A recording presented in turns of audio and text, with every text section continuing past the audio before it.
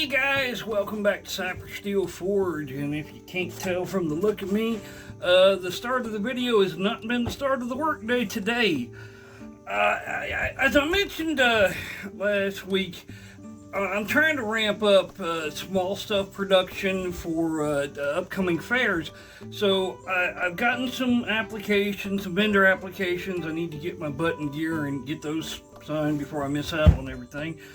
But I kind of wanted to wait over the weekend. Now, this is only a couple days since my last video, but I wanted to be sure that I really could ramp up and make enough small stuff to warrant having a booth.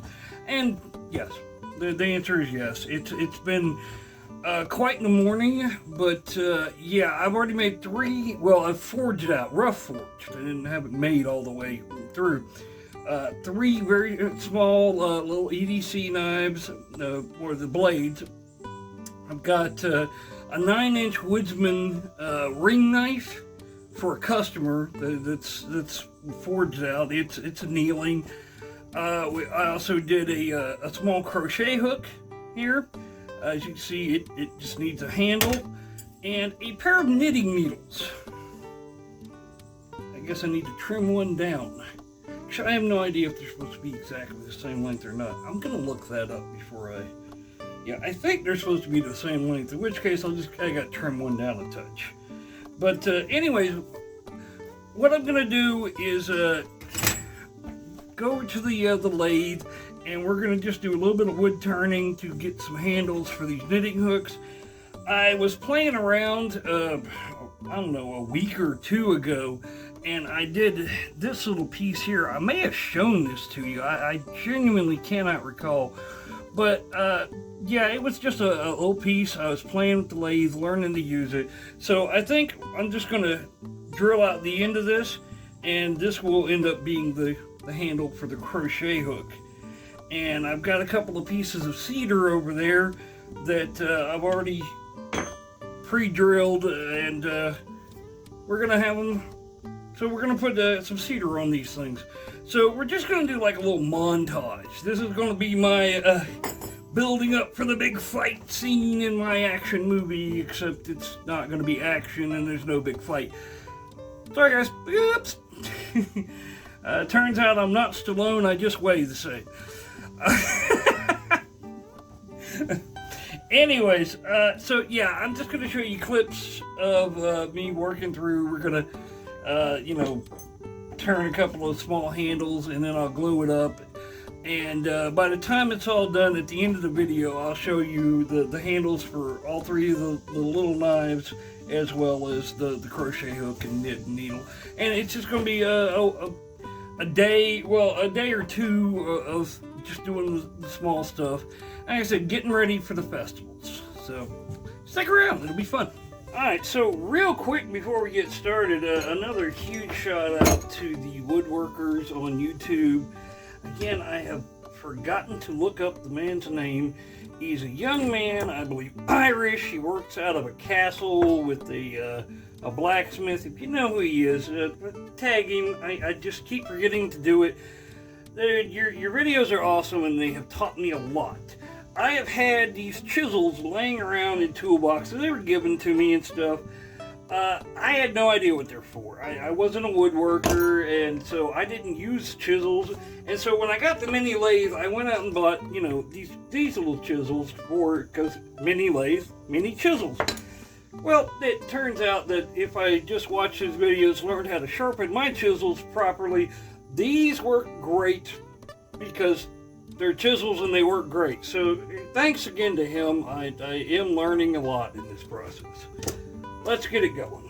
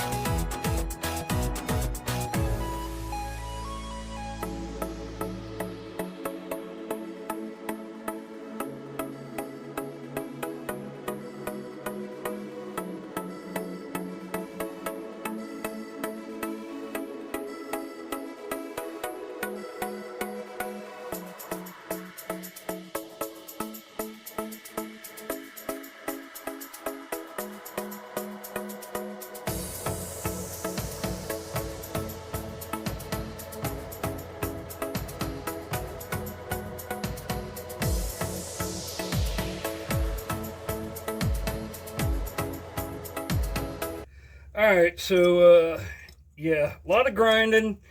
Got 3 small knives done here. So we're just going to take these right on out to the heat treat.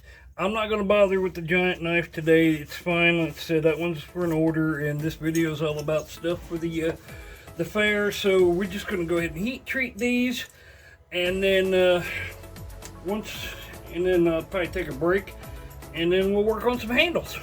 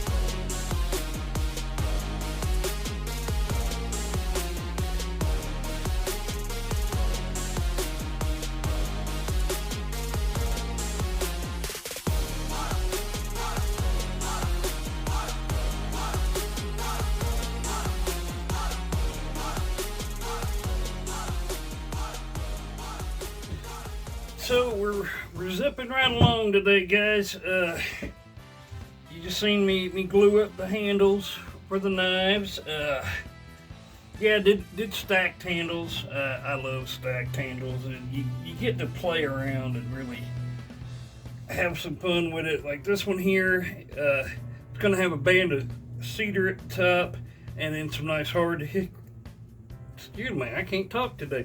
Nice hickory at the bottom, so that'd look pretty. This one here is going to have a band of red oak, a band of cedar, and then some hickory.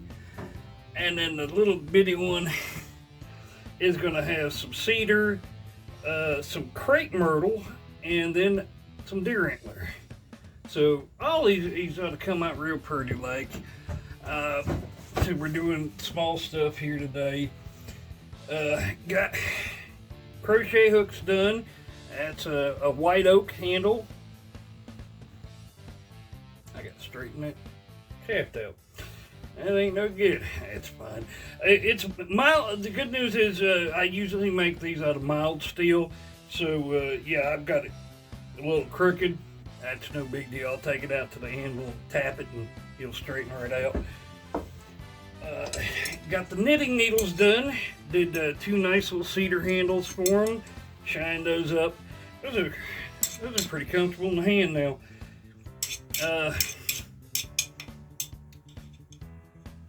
Always tell my friends I don't believe in knitting, just like I don't believe in ice skating. I don't think it can happen.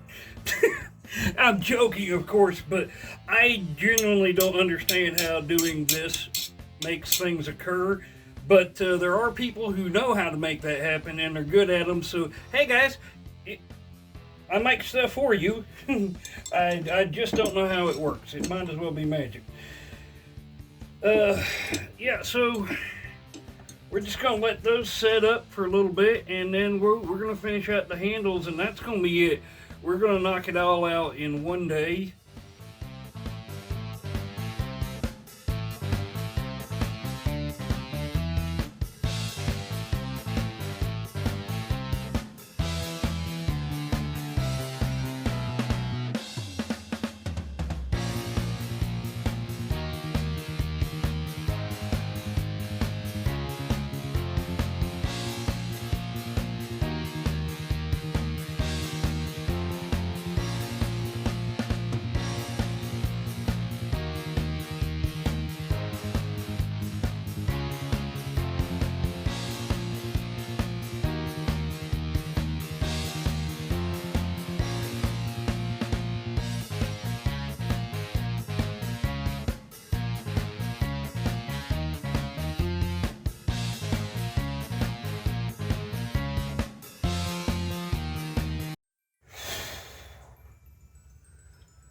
Alright guys, we have done a lot today.